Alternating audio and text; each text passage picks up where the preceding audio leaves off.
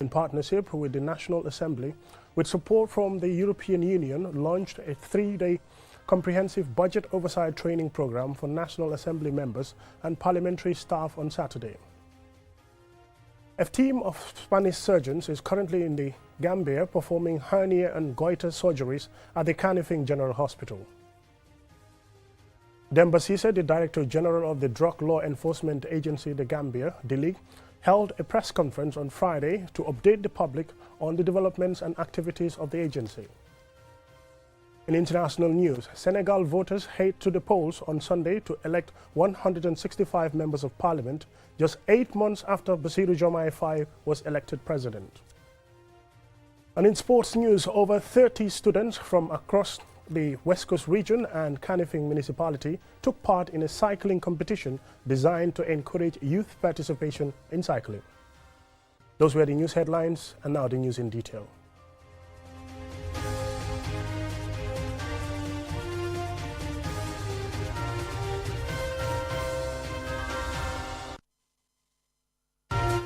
This is QTV News.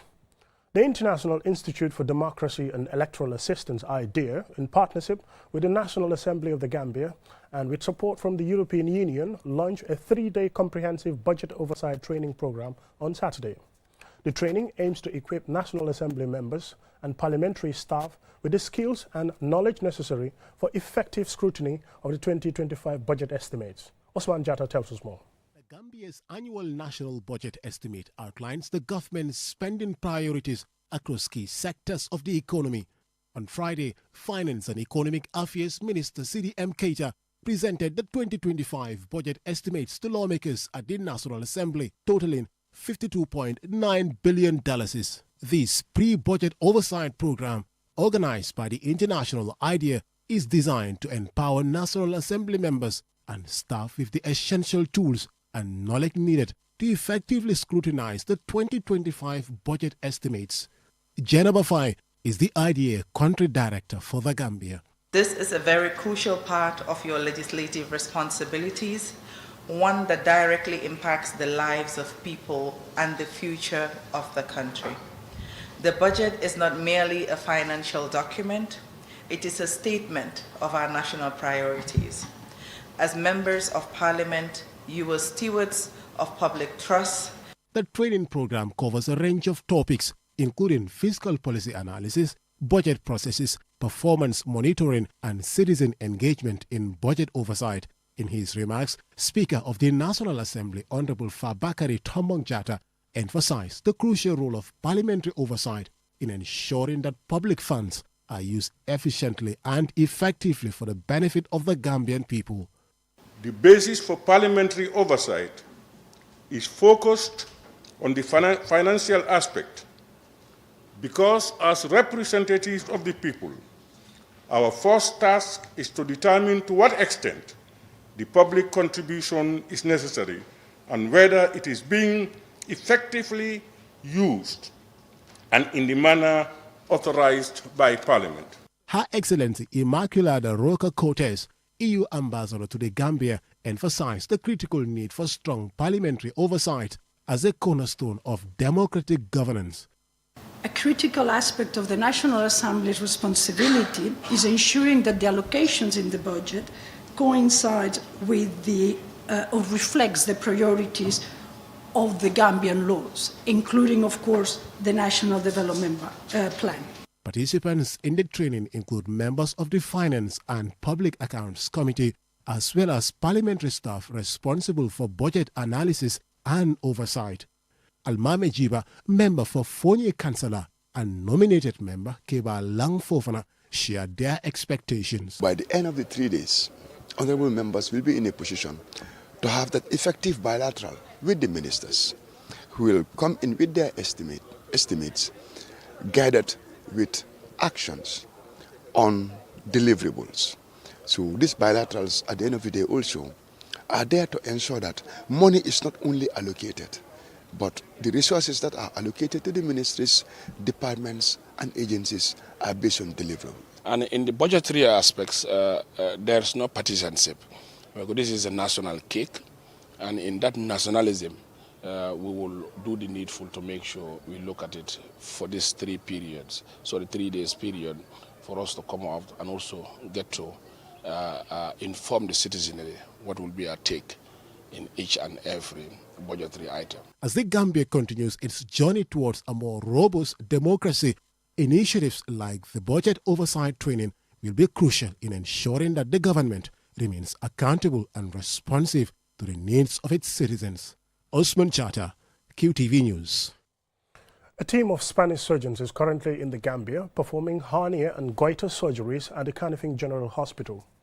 Over 100 patients have benefited from the 1-week free medical camp. Babakar Sise has the details. Surgeons in Action is an organization formed by medical professionals and surgeons dedicated to providing medical assistance, including surgical care, to developing countries. At the Kanifing General Hospital, Dr. Arturo Cruz and the Surgeons in Action team are actively performing surgeries on patients. It's a group of surgeons, anesthesiologists and nurses that work together in order to cooperate with a lot of countries. We perform in more than 14 campaigns per year. The most difficult surgeries that we are performing are goiters. Goiters are a very critical condition for patients, and for us it's a very difficult surgery, and we need a specific instrumentation to perform this kind of surgery. It's all free. We came here without receiving nothing. We came with all the material. Babakar Sen, the administrator at Kanifing General Hospital, discussed the collaboration with the Spanish surgeons and emphasized the significance of the surgical camp. In our surgical department, in our surgical outpatient department, we have a long queue of patients, a backlog of patients that need elective surgeries. And with their coming, it will significantly reduce the backlog of surgical cases, and it will also reduce the waiting time. And the good thing is that these surgeries have been done safely, with 0 complications, and also at no cost to the patients or to the community. So we're indeed very grateful as a hospital, and we intend to continue this kind of collaboration. The unique thing about this collaboration is that it's an opportunity for our own service providers to learn from them, but they also learn from us as well. And usually when they leave behind some drugs and other supplies which we use to help other patients as well. Jose Maria Bediguen of Aceda NGO in the Canary Islands appreciates the support they have received since their arrival in the country. I am very grateful with the support of the personnel of the hospital, the managers of the hospital Kanifing, and the Minister of Health Minister, and with the President of the country, His Excellency Mr. Barrow. During their previous visit in May of last year, Surgeons in Action performed hernia surgeries at the Bundung Maternal and Child Hospital, benefiting over 200 patients. Over the past 2 years of their voluntary work in the Gambia, more than 700 patients have undergone surgery, including 300 children and 400 adults. Babakar Sise, QTV News. Demba Cisse, the Director General of the Drug Law Enforcement Agency of the Gambia, DLEAG, held a press conference on Friday to update the public on the developments and activities of the DLEAG. And Amadou Tamba attended. This is his report. This press conference is an opportunity for the media to engage with Demba Cisse, the DLEAG Director General, following his appointment by President Barrow in June this year. On the issue of drug smuggling and abuse in the country, the DLEAG Director General says the war on drugs is winnable, highlighting the significant collaboration and support from sister forces since he took office. He praised these efforts as crucial in working towards making the Gambia a drug-free nation. We had 444 cases between July and now, involving 465 persons, of which 265 are Gambians, 365 are Gambians, and 100 are non-Gambians. The non-Gambian arrestees include Senegalese, Bissau nationals, Sierra Leoneans, Guinea-Conakry nationals, Europeans, and Americans. Most of the Europeans were arrested with hard drugs, such as cocaine, some with ecstasies, and most of the Sierra Leonean nationals were arrested with coups. And of course, on a general note, most Gambians, for the most part, were arrested with cannabis. The new DG says his position carries significant responsibilities and outlined some of the key operations of the agency. He also emphasized the agency's partnerships with various institutions to achieve its objectives. Because the fight against drug and illicit drug abuse has been a bit problematic also, notwithstanding the gains we have. We have seen communities, societies, people calling us, calling our PRO, calling drug demand reduction, calling some of our commissioners and directors about issues in their neighborhood. But as soon as our men go down there, we see something different. Sometimes they are supportive. Sometimes there is stiff opposition to what we do in the cities, in our communities, to the extent that our men are put in serious danger. Juma Sow is the Drug Law Enforcement Agency's Director of Internal Operations. We are intensifying our patrols and raidings. And in doing so, we cannot do it in the isolation of the general public, because most of our operation is intelligence-led operations. In doing that, the collaboration and the cooperation from the general public is very important.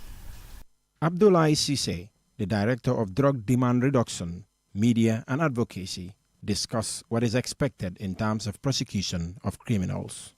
With regard to foreign nationals, we have a policy in this agency. If a foreign national is convicted, thereupon the prosecutor will apply under the Immigration Act, Section 16 precisely, for him to be deported forthwith. And in many cases, those applications, they are granted. Modu Job, the Director of Border Safety and Security, emphasized the importance of maintaining secure borders to effectively combat drug trafficking. DLEAG will hold quarterly press briefings to keep the public informed, stressing that the fight against drugs is a collective responsibility that involves families, communities, and the nation as a whole. For QTV News, Amadou Tamba. We'll now go for a commercial break, and when we return, we still have some more local, international, and sports news stories. Do stay tuned.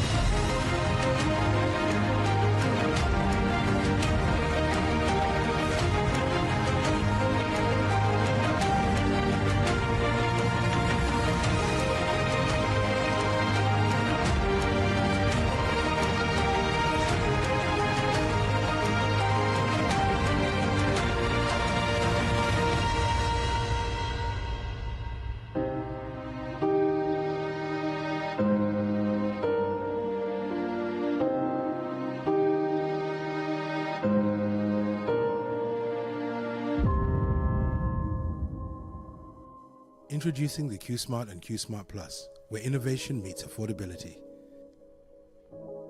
Capture life's precious moments with stunning clarity thanks to our high-resolution cameras. Enjoy uninterrupted performance with a fast processor and a long-lasting battery that keeps up with your day.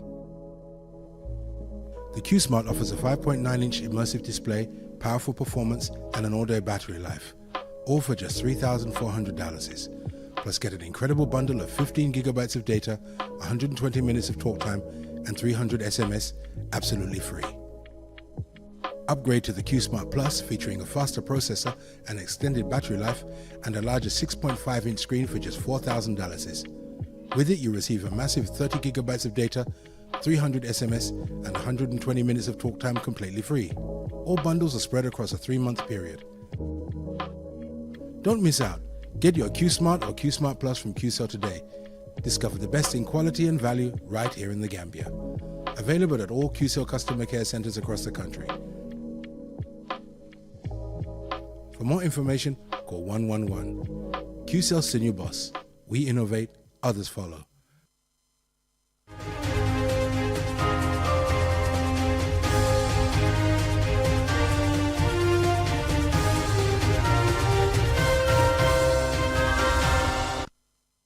Welcome back and thank you very much for joining us. This is QTV News. The Ministry of Health on Tuesday launched its nationwide polio vaccination campaign in Farafenni in the North Bank region. The aim is to immunize children under 5 years of age against the polio virus. Don Williams reports. The Regional Health Center East in Farafenni, the extended program on immunization, EPI Regional Operations Officer organizes and prepares its immunization teams to visit communities and schools. Meanwhile, at the Kerewan Health Center, Deputy Governor of the North Bank region, Dembo Samate, oversees the regional launch and administers the first dose of the polio vaccine, emphasizing the importance of preparedness. The Deputy Governor then highlighted the critical role of the campaign in safeguarding public health. Sana Sambo, representing the World Health Organization, WHO, to monitor the immunization process, expressed WHO's continued commitment to supporting the government of the Gambia through the Ministry of Health. The Gambia government, especially the Ministry of Health and the whole Gambian committee, is giving the necessary support, technically, financially, and even morally, to ensure that we should be able to move polio virus out of this country. And I think we should be able to do that in a very short period of time with the cooperation of everybody. I'm confident enough that we're going to have a very good coverage and every child will be, both regions will not be missed. On Wednesday, the second day of the campaign, Ansumana Suso, the EPI Regional Operations Officer, commended his team for their efforts and presented statistics on the coverage achieved so far. If you look at the North Bank East as a region, we are targeted for 22,377 under 5 children that should be vaccinated within the 4 days period. And this 22,377 as well is being divided into districts. If you look at Lower Badibu, it's targeted to 3,660 under 5s, and the Central Badibu is 3,972. Upper Badibu, which is the biggest district in our region, which accounts for 42% of the regional percentage, accounts for 9,909 children, and the Sabak Sanjal is 4,836. Despite the optimism expressed by various authorities regarding the smooth progress of the campaign, Mamadou Dafe, a field supervisor in Farafenni, highlighted some challenges, particularly the issue of vaccine hesitancy. We have some problems here concerning some of the compounds which we have a data here which the madrasa had refused for the child to children to receive the vaccine. So, and we communicate to the district supervisor, which also communicate to the director and the general supervisor. They all come here and they discuss with the madrasa. Things went fine. They already vaccinated the kids. Ami Bite, a mother and resident of Cape Ali, a border village in Farafenni, expressed her happiness after her child received the polio vaccine. Don Williams, QTV News, reporting from Farafenni. From that report by Don Williams, now to international news.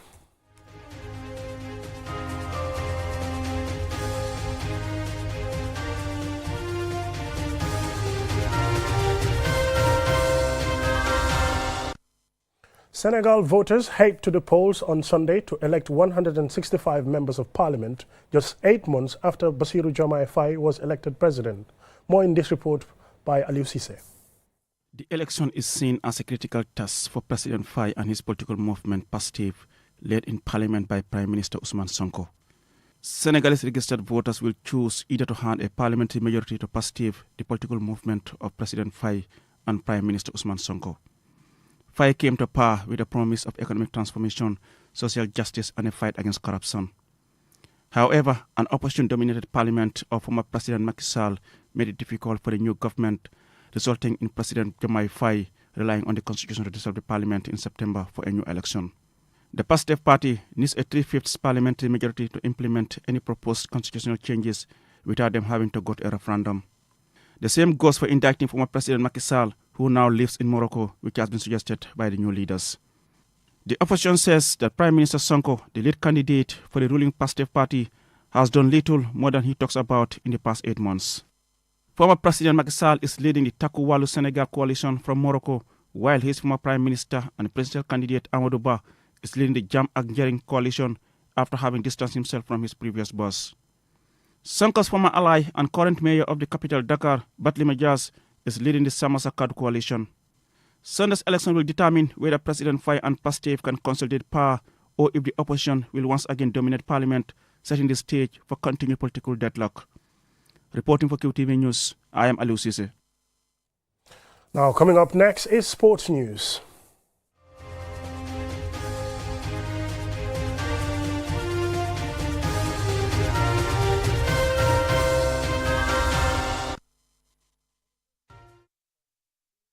The West Coast region and Kanifing municipality took part in a cycling competition designed to encourage youth participation in cycling. The event was organized by the Wonder Years Center of Excellence, WISE, in collaboration with Tour de Gambia. I was there, and this is how it went.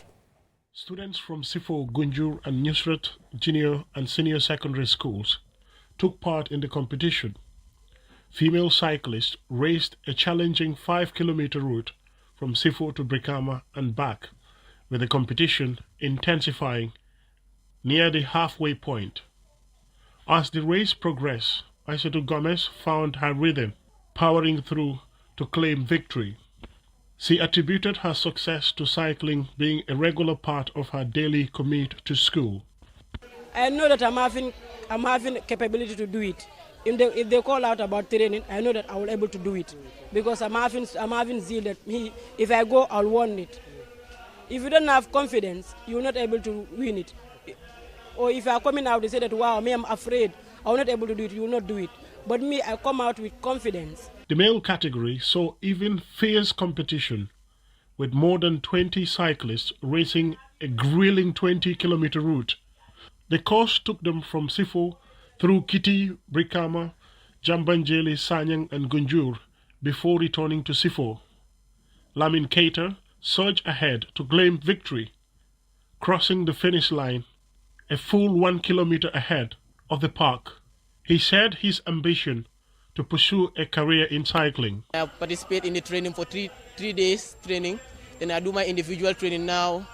I happen to join the competition with good health now. I completed the competition now. I won with first position now.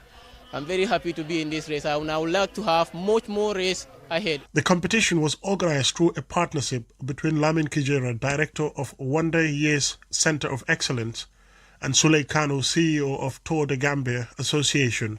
As you know, education is part of our programs, and WISE Gambia deemed it necessary to involve in this cycling competition because we have seen talent in the youths, especially the students. We are impressed today because schools and students came together to cycle for their schools and also for their fitness and for their well-being.